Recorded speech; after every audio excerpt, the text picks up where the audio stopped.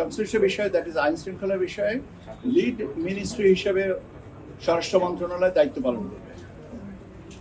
তারা guidelines principles যেগুলো আছে কিভাবে কি কাজ করবেন না করবেন সে সম্পর্কে তারা অন্যান্যবারের মতন দিক নির্দেশনা দিবেন। ইলেকশন কমিশনে আমরা ওভারঅল মনিটরিং এবং কোঅর্ডিনেশনটা আমরা দেখব।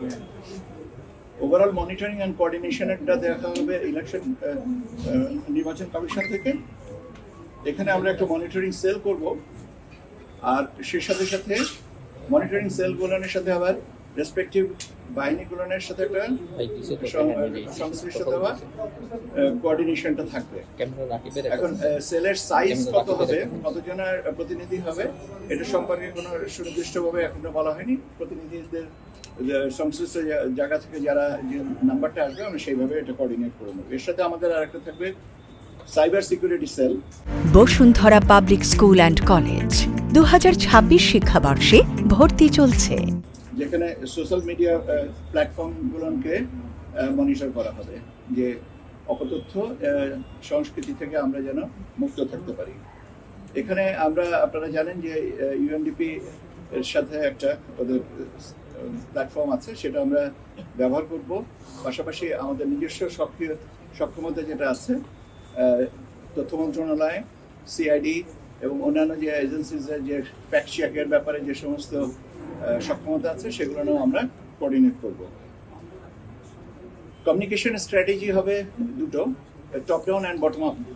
দ্যাট ইজ শুধুমাত্র ফ্লো অফ ইনফরমেশন উপর থেকে নিচে যাবে এবং সেই অনুযায়ী কাজ হবে তা না, সেটার পাশাপাশি নিচে থেকেও উপরে আসবে। নিচ বলতে আমি যে একদম গ্রাউন্ড লেভেল পর্যন্ত বোঝাচ্ছি, যে সেইখান থেকে আমাদের উপরে আসবে এবং প্রয়োজনীয় সমন্বয়টা সেইভাবে সাধন করা হবে। আমাদের ডেপ্লয়মেন্ট প্ল্যানে মূলত আপনার তিনটা ভাগে ডেপ্লয়মেন্ট প্ল্যানটাকে করা হচ্ছে। একটা হচ্ছে স্ট্যাটিক, সেটা হচ্ছে যে কেন্দ্রভিত্তিক, কেন্দ্রে কিছু নিরাপত্তা কর্মী থাকবেন, ওখানে স্ট্যাটিক থাকবেন। এর সাথে আমাদের চেকপোস্ট, বিভিন্ন জায়গায় চেকপোস্টের মাধ্যমে স্ট্যাটিক চেকপোস্ট হতে পারে, মোবাইল চেকপোস্ট হতে পারে। মোবাইল চেকপোস্ট হলে হয়তো একটা জায়গায় করা হলো, সেখান থেকে আবার 2 কিলোমিটার দূরে যে আবার করলেন, সেটাও আবার স্ট্যাটিক ইন নেচার। আপনার মোবাইল কম্পোনেন্ট থাকবে, আপনার মোটামুটিভাবে তারা ঘুরে ঘুরে দেখবে। এখন একটা মোবাইল কম্পোনেন্ট যে কয়টা আপনার সেন্টার বা কয়টা কেন্দ্রকে বিবেচনায় রাখবেন, এটা এখনো পর্যন্ত সংশ্লিষ্ট বাহিনী থেকে বলা হবে যে তারা 3টা না 4টা না 5টা নাকি 10টা, সেটা নির্ভর করবে জিওগ্রাফিক্যাল লোকেশন, অ্যাক্সেস রোড ইত্যাদি ইত্যাদি।